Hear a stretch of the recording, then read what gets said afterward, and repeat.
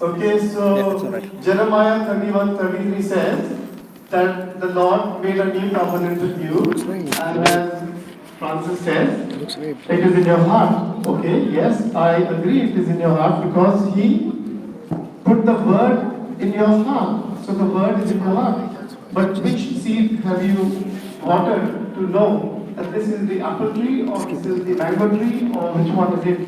So the joy of the Lord is my strength. I think Mona will tell us. Give us a clue, Mona.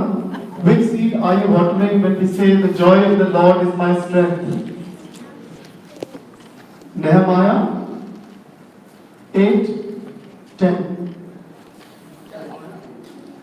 If you have your Bible with you, now I don't have my Bible with me, so I can go wrong. My mathematics can go wrong. So with numbers, I'm not that great, although I'm a mathematics teacher. So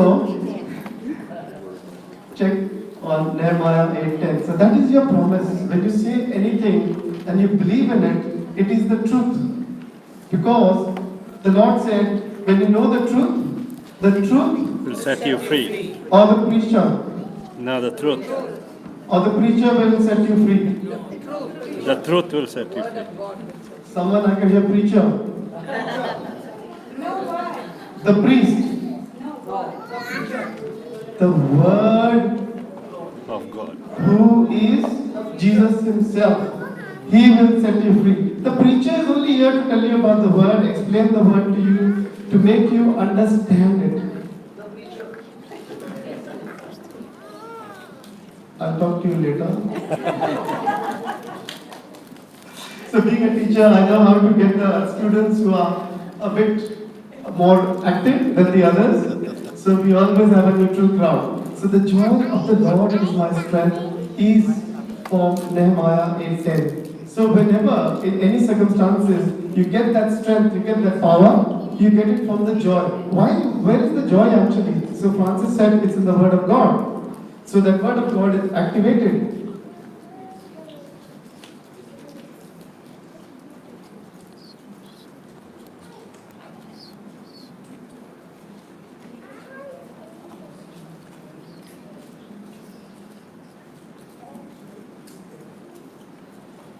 Okay, so the student was not happy, so he says, you teacher, you have to tell them right from the beginning.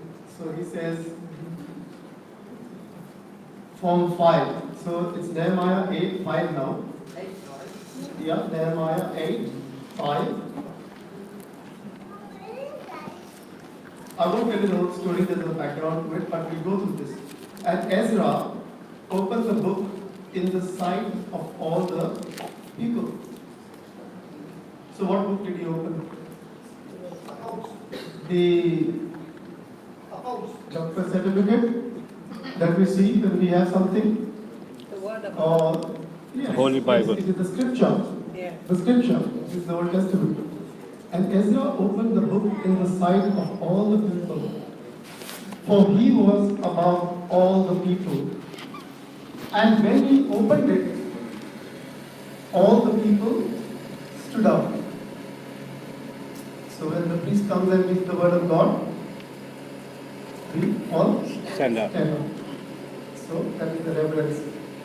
And Ezra blessed the Lord, the great God, and all the people answered them, Amen, Amen, with lifting up their hands, and they bowed their heads and worshipped the Lord with their faces to the ground. Isn't that wonderful that when we come to church, we lift our hands, we bow our heads, and we worship the Lord, and we fall with our faces to the ground? Isn't that wonderful? We all do that every day, right? When we come on Sunday Mass, none of us are thinking about problems, none of us are thinking of anything else. We are just with the Lord at that time, because we are listening to the Word of God. How many of you are actually doing what the people did at that time when you are in church listening to the Word of God? Sometimes I don't, but I ensure that I do, because in the morning before I go, I always read the Word, I understand it, and then I go and re-understand it. And then I get more meaning to it, more power to it. so that the evil one can't take me away from it. He can't distract me from the word of God, because that is what we are going to hear. The word of God. Before you receive the Holy Eucharist, you open your heart by listening to the word of God. Jeremiah 31:33, it is there on your heart. Again in Hebrews 8:10, confirmed by St. Paul, the same new covenant is there on your heart. So what are the people doing by doing this? And they bowed their heads and worshipped the Lord with faces to the ground. What is that act symbolizing? It is an act of Worship. reverence. Worship. Reverence. Are we coming to give reverence to the Lord, or are we coming also for the repentance of what we are doing when we go out of the church? That was an act of repentance. They knew that they stand nowhere in the presence of the Lord. We have all gone astray. We are all the lost sheep. We are all the prodigal sons. And there we are. The moment you come with repentance with open heart, what does the Father do? Even if you wear your torn jeans or no jeans, He still accepts you with the open arms. Okay, He's standing there receiving you with repentance. Okay, so repentance does that. So they read in the book, in the law of God, distinctly, and made the sense and caused them to understand the reading. That caused them to understand the reading. How can you understand the reading? I won't go into depth. Repentance means you have actually Surrender. surrendered, submitted, and changed. You have turned around. So, Saul became Paul, and we become children of God. You are away from the darkness back into the light, and the light opens up. You understand the truth, and that sets us free. I'm just doing a very small way of me understanding it, you understanding it together. And Nehemiah, which is the Teshhatha, and Ezra, the priest, the scribe, and the Levites that taught the people, said unto all the people, "This day is holy unto the Lord your God. Mourn not, nor weep. This day is holy unto the day, unto the Lord your God. Mourn not, weep not."